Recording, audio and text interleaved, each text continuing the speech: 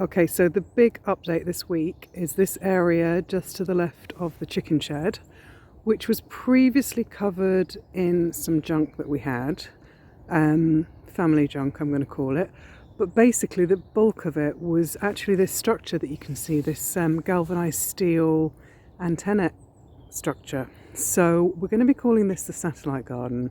So you may be wondering, what are we doing with this aerial frame? Well, my dad was a radio enthusiast, and at some point he had an enormous aerial installed in his garden which required this huge structure, and it's been sat here kind of in the nettle patch for, well, more than 10 years I would say, in this area, just laying on the ground. But it's really good quality galvanized steel, and I suppose we could have tried to sell it, but it's here.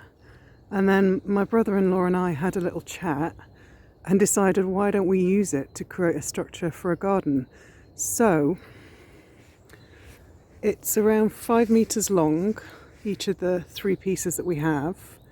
And yeah, we just moved it out and set it to create this frame.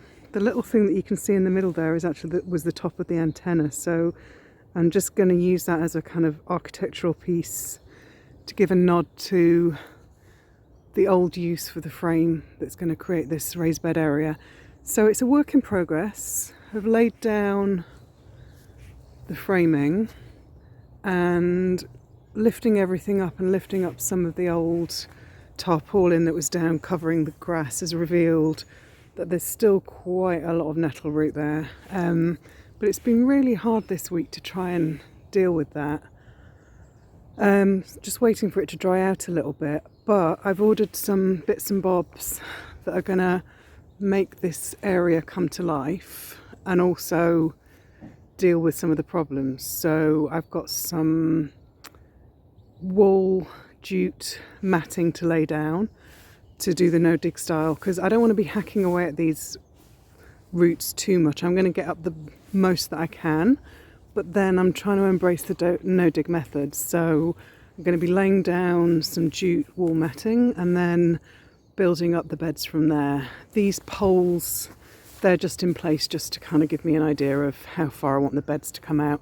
And I've actually used these 2 pallet collars that I had to kind of give me an idea of what a 120 centimetre depth bed's going to look like. And aesthetically, I'm really happy with this layout. I possibly could get more planting room if I laid it out a little bit differently, but I'm really happy with this because my plan is going to be to put a nice gate, an arched gateway, and I've got some wire netting coming from Wicks tomorrow, I think, and that's going to go around the edges of this because we are absolutely mobbed with rabbits in the summer, and I thought it would be good to use this structure and to create a rabbit-proof garden area. So I think I'm mainly going to be growing brassicas in this area, but we'll see. But I think that makes sense. And then the little corner there where the tree is might be a good area for salads because it'll have a little bit of shade. Because this area in the summer is pretty full sun, so I think it'll be good to have some shade from the chicken shed and tree to do the salads down that side, and then put in cabbages. And I'm planning to leave these 2 pallet frames in place and fill them full of sunflowers, wildflowers, nasturtiums, that kind of thing. So rough plan and making it up as we go along style garden structure, but I think it's going to work. So watch this space. I'm hoping to do some work on it this week if the weather stays dry.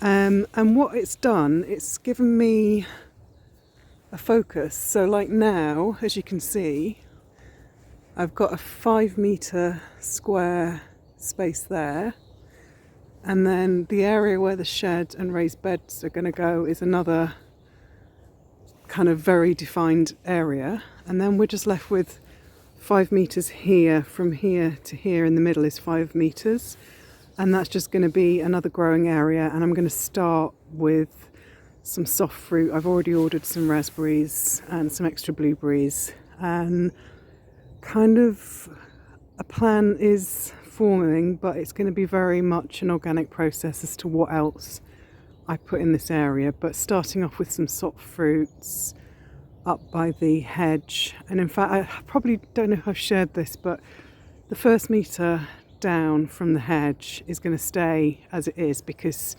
it's actually a raised bank area, and I don't want to plant right up to the hedge because I need access to be able to trim the hedge.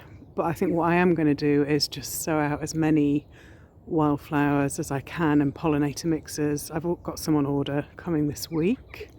So yeah, that's what's happened this week.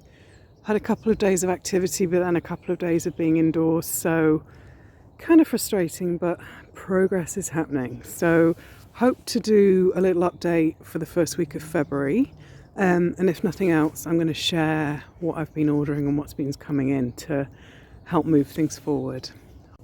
So that's bye to January after today, and overall I would say I'm really happy with the progress I've made, and a lot of the progress is not necessarily visible, but it's going on up here, and making plans, also making plans for this channel, and thinking about what I want to share with you guys that are going to be following me, hopefully. Yeah, if you are watching this video randomly, I'd love it if you would subscribe, because my intention is to create a lot more content as this garden develops. And I was chatting to my friend the other day, and she said it would be really great to see a channel on here with somebody starting from scratch, which I am doing. I'm not starting from scratch in terms of gardening knowledge, although I wouldn't say I'm a particularly knowledgeable gardener, but I have a lot of good intuition, and I've been doing a fair amount of I'd say window box gardening in London, and then in the last 4 years in Edinburgh I've been doing a lot of community gardening, so container gardening.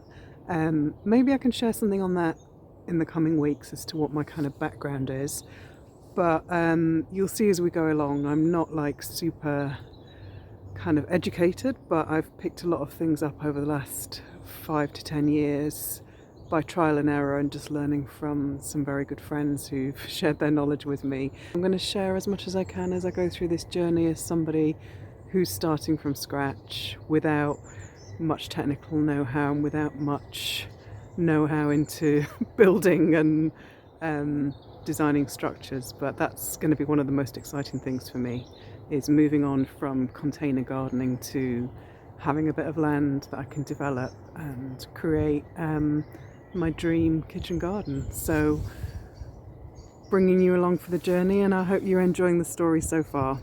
So keep happy, keep healthy, and keep loving gardening, and I will see you soon.